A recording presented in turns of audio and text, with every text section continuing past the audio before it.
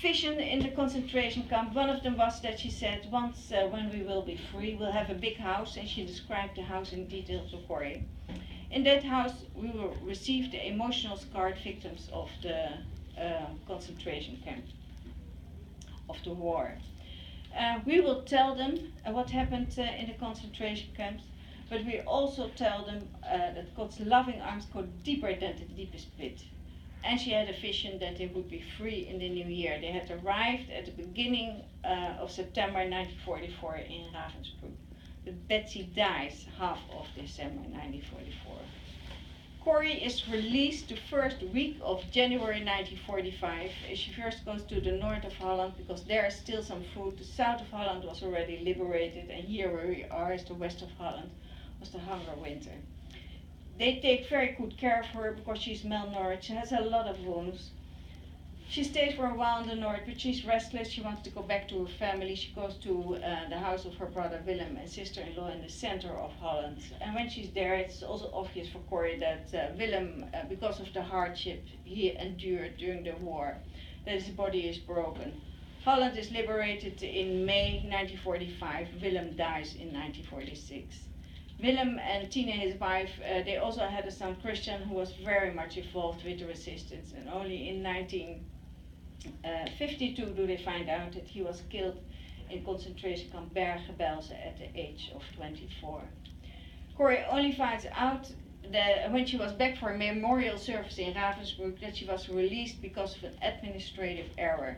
After she had been released, all women her age and older were killed. And in total around 90,000 women were killed in Ravensbrück.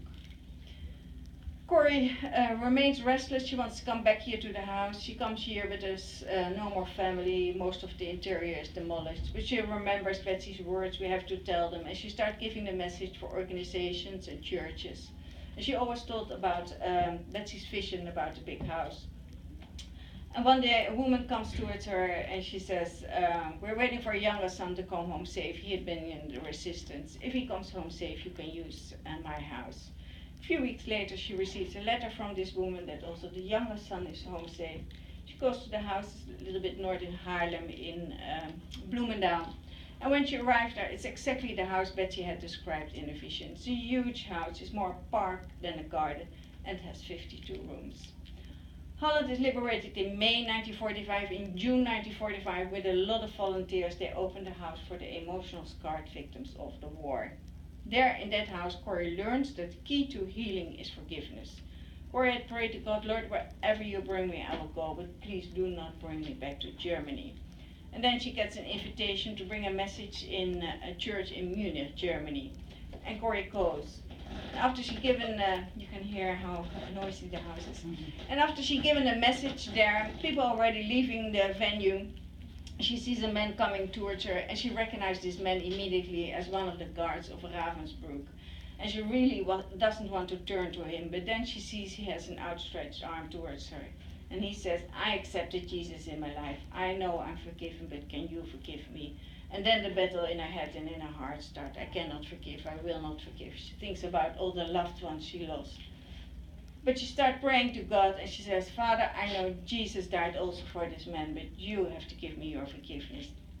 And while she is praying with God, she feels a warmth in her arm, and really out of her heart can Corrie forgive this former concentration camp guard.